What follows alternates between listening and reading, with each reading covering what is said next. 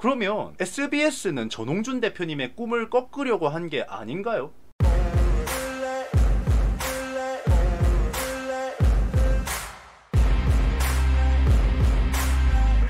그래서 이제 피프티 법이 나오는데 저는 드디어 모두의 바램이 윗선에 닿지 않았나 하는 생각이 들고요. 이제 정치권에서도 관심을 가지고 있고요. 문체부에서 지금 또 피프티 사태에 대해서 관심을 가지고 장관이 지켜보고는 단계까지 지금 왔어요. 그러니까 이제 여러분들의 관심이 이번 사태를 좀 승리로 이끌어가고 있지 않나 하는 저는 그런 생각을 합니다. 그래서 우리가 이제 피프티 사태 처음 알았을 때요, 어땠을까요? 그냥 유튜브 속에서 하나의 외침에 불과했거든요. 그냥 우리가 다 그 생각했죠. 전홍준 대표님 불쌍하다, 어떡하냐, 피프티 2기 만들 수 없냐, 뭐 이런 어떻게 보면은 사람들의 바램에 가까운 의견들만 나왔지 뭐 실제로 해결을 하겠다고 나선 사람이 한 명도 없고, 정말 그냥 전홍준 대표님이 그대로 사실 이렇게까지 이슈가 안 됐으면 가처분 인용이 나고 혼자 망하고 막 이런 사태가 왔었을 거예요. 지금까지의 템퍼링 결과에 의하자면요. 한매혁 국장님 만났었을 때 한매혁 국장님께서 저랑 밥을 먹으면서 이야기를 하는데, 지웅님 그런데 전홍준 대표님 이길 것 같아요? 라고 물어보는 거예요.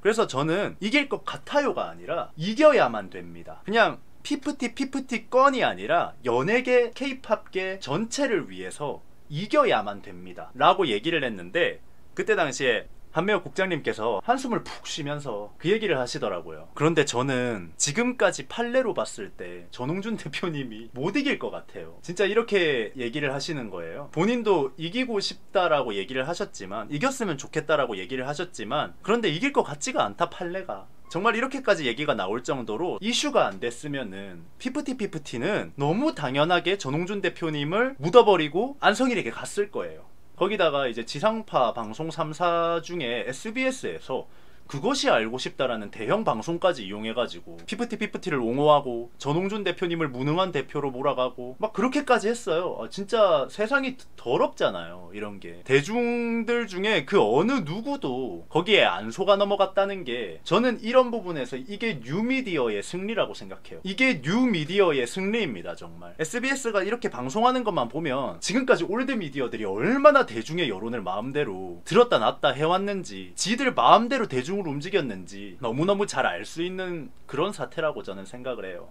그렇게 힘있는 올드미디어들이 전홍준 대표님을 무능으로 몰아가려고 했지만 그 누구도 그들의 의견에 동조하지 않았고요. 이제 전홍준 대표님 같은 경우도 이게 저도 이제 뒤에서 들은 소식인데, 이런 부분들에 대해서 대중들한테 정말 크게 감동하고 있다 라는 이야기도 좀 뒤로 제가 전해받게 됐어요. 지금까지 얼마나 많은 대표님들이, 얼마나 많은 연예인들이 이런 올드미디어의 여론질에 놀아났을지 저는 상상이 안 갑니다, 정말. 옛날에 KBS에서도 한번 이런 식으로 여론을 몰아가가지고 그 씬 하나를 망치려고 한 적이 있어요. 옛날부터 제 채널 봐주신 분들은 아실지도 모르는데, 옛날에 KBS가 비보이 협회를 한번 공격한 적이 있습니다. 맞아요, 새벽 6시 님이 기억하고 계시구나. 네, 맞아요, 저기 올림픽 비보잉 사건, 거기에 대해서도 제가 나서서 한따까리 했었죠. 대충 어떤 내용이냐면, 비보이 협회에서 댄스 스포츠 협회한테 올림픽 이번에 처음 나가는 거고 이러니까 좀 행정적인 부분들을 협업을 하자고 부탁을 했어요. 그런데 그걸 이제 KBS에서 기자가 스포츠 댄스 협회가 비보이들을 심사한다, 말이 되냐, 그들의 카르텔이다 이러면서 9시 뉴스에 내보낸 거예요. 전혀 사실이 아니죠. 그런데 그때 당시에 우리나라 국가대표 비보이들이 말이죠, 집 밖으로 못 나가고 무서워서 숨어있던 사람들까지도 있었습니다. 올림픽을 준비하고 지금 항저우 아시안게임을 준비하고 이렇게 열심히 춤만 춰도 금메달을 딸까 말까 한데, 그런데 그렇게 KBS에서 보도를 해가지고 아시안게임 나가야 되는 준비를 하는 국가대표들이 밖에 나가면 비보이들 욕을 하니까 사람들이. 그래서 그것 때문에 너무 화가 나가지고 제가 KBS 기자 저격하고 한따까리 했습니다. 하여튼 뭐 그런 사건도 있고요. 올드미디어가 지금까지 얼마나 사람들을 바보로 봤으면 지금 SBS에서 그것이 알고 싶다가 저 따위로 나오겠어요. 그래서 이번 사태에 대해서는 저는 뉴미디어의 승리라고 생각을 합니다. 저는 SBS한테 이런 말을 해주고 싶어요. SBS가 피프티피프티의 날개를 어른들이 꺾었다라고 하면서 전홍준 대표님을 무능력자로 몰아갔잖아요. 그러면 SBS는 전홍준 대표님의 꿈을 꺾으려고 한 게 아닌가요? 아니 뭐 피프티피프티 실드를 치기 위해서 다른 어른의 꿈을 짓밟으면 됩니까? 뭐 20살이 넘어가면 사람이 꿈도 없고 희망도 없고 그저 사회의 부속품 하나로만 살아가야 되나요? 아니잖아요. 어른도 꿈이 있어요. 저도 꿈이 있고요. 40살 먹은 분들도 꿈이 있고요. 60대 어르신들도 꿈이 있어요. 그런데 어른이 꾸는 꿈은 말이죠. 더 큰 리스크, 더 큰 위험을 감수해야만 꿈을 꿀 수가 있어요. 현실에 져서 그 꿈이 있지만 이루지 못하는 분도 있고요. 현실과 싸워가면서 그 꿈을 꾸시는 분들도 있단 말이에요. 그런데 SBS는 피프티 누가 그들의 날개를 꺾었나 이지랄 하면서 자기들의 이익을 위해서, 자기들의 이해관계를 위해서 멀쩡한 대표, 업계에서 같이 일한 사람들이 다 칭찬하는, 욕 한마디 안 흘러나오는 그런 대표를 바보로 만들었잖아요. 심지어 업계 사람들 다 도박꾼이라고 해요. 아니 어떻게 엔터테인먼트 제작자들이 도박꾼입니까? 저희 엔터테인먼트 제작자들은 말이죠, 스스로를 농부라고 표현을 합니다. 아이돌을 5년, 7년간 키워서 사람들 앞에 내보내는 거잖아요. 농부도 1년 동안 열심히 경작을 해서 그 다음 해 가을에 추수를 하잖아요. 우리는 7년짜리 농사를 짓는 농부들이에요. 그런데 농부들도 열심히 1년 동안 농사를 지어요. 그런데 갑자기 태풍이 와요. 그래서 농사가 망했어. 그렇게 해가지고 농작물을 하나도 팔지 못하고 망해버렸어요. 그러면 그 농부는 도박을 한 건가요?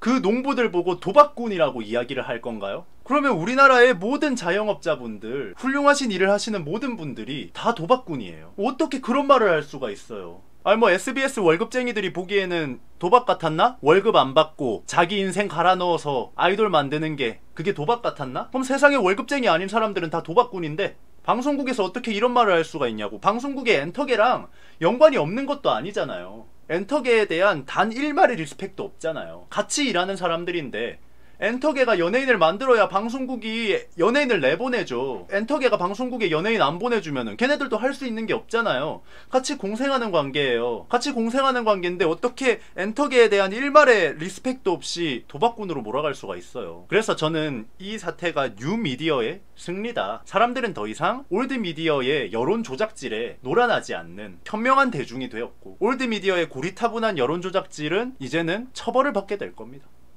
뿅. 여러분들께서 뭐 싫어하시는 정치인일 수도 있고 좋아하시는 정치인일 수도 있고 그렇지만 문화계에서 뭐 일 터졌다 하면 제일 빨리 나서시는 정치인이 하태경 아저씨잖아요. 이분은 옛날부터 그 유구한 역사에 문화계에서 무슨 일 터지면은 제일 먼저 달려가서 뭐 하겠다라고 소리치시는 분인데 어쨌든 간에 그 하태경 아저씨가 이거를 물었습니다. 그러니까 여러분들 알아요 어떤 마음인지 알아. 싫어하시는 것도 알고 좋아하시는 것도 알고 어떤 마음인지 저도 알아요. 해주는 것 자체가 저희한테는 감사한 일이죠. 저 힘듭니다. 막 땀이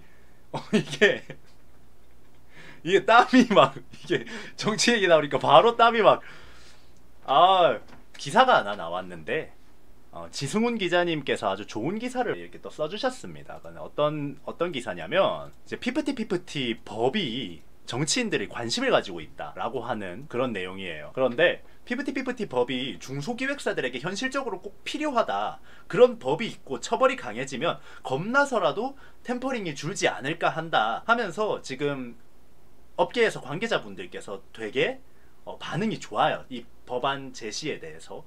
어트랙트의 최승호 부사장님까지도 여기서 인터뷰를 하고 있는데, 과거의 잘못된 관행을 타파하려다 보니까 요즘은 아티스트만 우선시하는 제도가 이어져 오고 있다. 이거는 지금 현재 엔터 시장에 전혀 맞지 않는다. 피프티 법처럼 법적으로 확실한 장치를 설정해서 위약금이나 처벌이나 이런 것들이 더 세게 실행이 돼야 된다. 지금은 형평성이 아티스트 쪽으로만 치우쳐 있다. 이런 이야기도 해주시고 계시고요. 일단은 근데 저는 그렇게 생각합니다. 법안이 나온다고 해도요, 저는 그 한매엽 국장님이 말씀하신 게 1번이 돼야 된다고 생각합니다. 법을 내서 막 다 때려잡겠다, 요것보다는 우선적으로 표준계약서부터 뜯어 고쳐야겠죠. 표준계약서라는 게 지금 아티스트가 지켜야 되는 거는 한 2개인가 밖에 없어요. 회사가 지켜야 될 거는 A4지 몇 장치 분량이야. 아티스트가 지켜야 되는 건 딱 두 가지인데 뭐냐면 회사의 이익을 실현하기 위해서 열심히 일을 해야 된다랑 이중계약을 하면 안 된다. 그런데 열심히 일해라 라고 하는 게 이게 측정이 됩니까? 여러분들이 생각해도 그렇잖아요. 그러니까 아티스트는 법원에 가서 저는 열심히 했습니다, 아티스트로서의 책임을 다했습니다 하면은 측정할 방법이 없어요.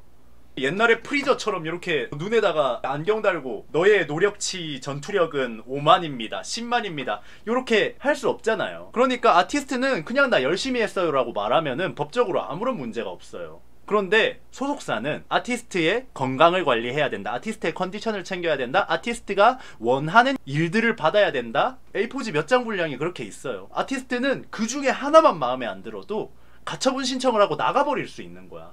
이러니까 이제는 소속사가 오히려 불리해져 버리는 사태가 오는 거예요. 아티스트를 보호하려고 만든 표준 계약서인데 이제는 아티스트가 회사를 상대로 갑질을 할 수 있는 계약서가 된 거예요. 이번에 뭐 주호민 사태, 서희초 교사 사태 이런 거 보셔도 그냥 딱 느낌 오죠.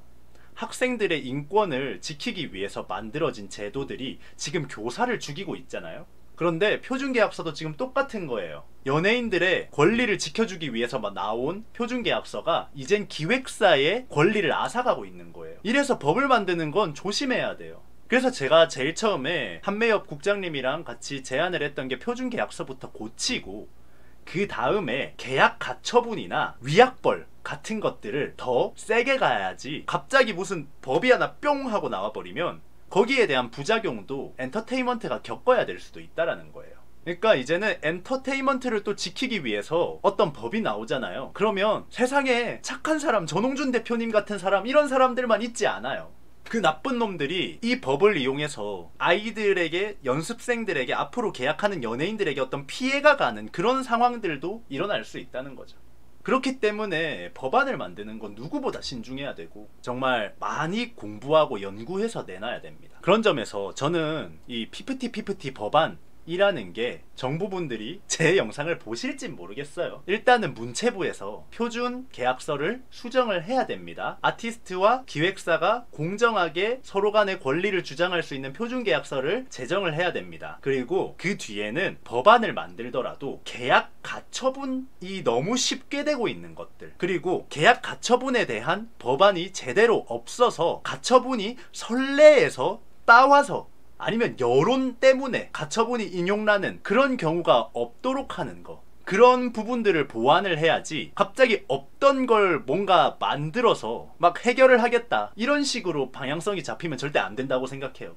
피프티는 아주 소수의 경우잖아요. 그 소수의 경우를 막기 위해서 대부분의 멀쩡하게 운영되고 있는 소속사들이 피해를 보는, 아니면 멀쩡한 아이돌 연습생들이 피해를 보는 그런 법안이 나오면 안 된다라는 거죠. 정우택님께서 얘기하신 것처럼 동방신기 사태 때 불타오른 여론 때문에 만들어진 표준계약서가 지금은 기획사를 죽이고 있잖아요. 그렇죠? 그런데 피프티 때문에 불타올라서 바뀐 어떤 법이 이제는 또 연습생을 죽일 수도 있는 거야. 그러니까 이거에 대해서 엄청 신중해야 된다고. 뿅. 아유, 만두라면님 2,000원 감사합니다. 인중님이 생각하는 가장 좋은 아이돌 육성 방법은 무엇인가요? 라고 하는데 저는 아이돌 육성에 있어서 부모의 터치가 적어야 된다 생각해요. 요즘 모든 기획사들이 말이죠, 다 고생하고 있는 게 뭐냐면 연습생들에 대해서 부모들이 너무 터치를 많이 해요. 실제로 다른 아이돌들도, 다른 기획사들도 부모님들 때문에 고생하고 있는 기획사 진짜 많습니다. 어떤 것까지 있냐면 아직 중소기업이고 애들이 못 떴어요. 회사에서는 아직 애들 띄우려고 막 돈을 투자하고 있는 단계야. 그런데 부모들이 와가지고 우리 애들 데뷔시켰는데 왜 애들이 돈을 10원도 못 버냐, 애들 품위 유지비로 멤버들한테 매달 500만원씩 줘라 회사에서, 막 이렇게 따지는 부모들도 있어요. 그런 거 안 하면 우리 가처분 해버릴 거라고, 애들 나갈 거라고. 그런 것들 때문에 애들이 제대로 트레이닝을 또 못 받아요. 그러니까 우스갯소리지만 업계에서는 부모 등록제 하자는 말도 있어요. 이렇게 말을 하잖아요. 부모가 지나치게 관리에 간섭하는 것도 계약 해지 사유에 넣자고. 그러니까 이게 지금 부모님들이 더 극성이에요. 너무 힘들어요, 너무. 트레이너가 애들 무섭게 가르치지도 못해. 계약서에 그런 게 있거든요. 표준 계약서에 그 청소년들이라면은 또 계약서가 더 복잡해집니다. 청소년 인권 뭐 어쩌고 뭐 그런 계약서를 더 써야 되거든요. 그러니까 이제 부모들이 와서 그 계약 조항, 그 청소년 인권 뭐 이런 계약 조항을 들고 와가지고 회사 상대로 갑질을 하는 거죠. 제가 중국 가서 이것 때문에 개고생을 했다고. 그런데 왜 한국에 돌아오니까 한국 부모들이 왜 그렇게 돼 있냐고. 제가 중국에 있을 때 중국 애들이 한국 애들보다 실력이 좋아질 수 없는 이유에 대해서 막 얘기를 했거든요. 그게 무슨 얘기냐, 부모들이 너무나 많은 간섭을 한다고. 아이들 뭐 진행 방향, 트레이닝, 대비 방향 이런 것들에 대해서 너무 많은 입김이 들어가서 회사가 아이들을 마음대로 대비를 시킬 수가 없어요. 그런데 요즘 우리나라 엔터들의 부모님들이 좀 그때 같아. 중국을 다시 간 느낌을 받을 때가 있어요. 가끔씩 엔터분들 얘기를 들어보면.